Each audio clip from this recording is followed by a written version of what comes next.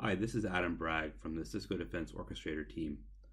This is a quick video on how to use CDO to mitigate the advisory from the ASA for the Cisco SA 201-80129-ASA1 vulnerability, also known as the WebVPN problem.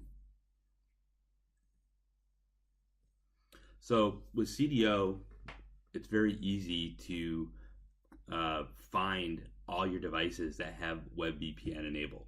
So I have ASAs onboarded here. I can just filter for my ASAs. I can select all of them.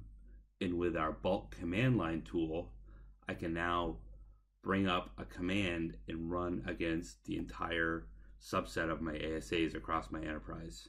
So I can do a show run WebVPN and send that command, and we're going to issue that command on all the devices in my environment.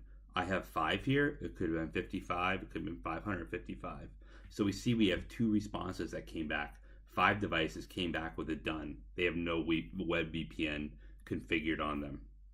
However, one device, Macon, has WebVPN enabled.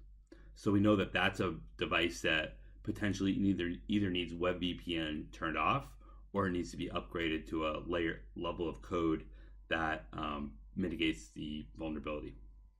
So if I go back to my CDO devices and services page and choose Macon, I can see that Macon is running version 9631 of the ASA code. If I go to the advisory, I can see that 961 needs to be, 961 needs to be upgraded to 96320. So let's go look for that version of code in CDO. So if I go ahead and click the image upgrade button for Macon, and I can choose a version of code to upgrade to, you can see that 96320 is available. So I can choose that version, click continue. I can choose to upgrade my version of ASDM if I need to. The ASDM is not vulnerable to this version. It's just the bin file, but I could choose to upgrade if I wanted to, but I won't at this point. So I can go ahead and continue, skip the upgrade of the ASDM, go ahead and continue. Apparently I do need to upgrade. At this point, I can choose to just copy the image file out and then reboot the device later, or I could do the whole process right now.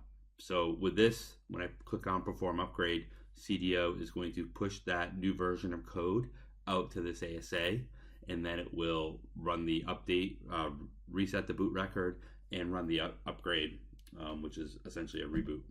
I can do this on one device at a time, or I could also use our multi-selection tool and run this upgrade on multiple devices. So if you have many devices that you need to upgrade to mitigate this vulnerability, CDO is a great way to not only find the vulnerability to see if you have any devices that are exposed, but also to use CDO to drive the upgrade of your devices, either one at a time or multiple at one time.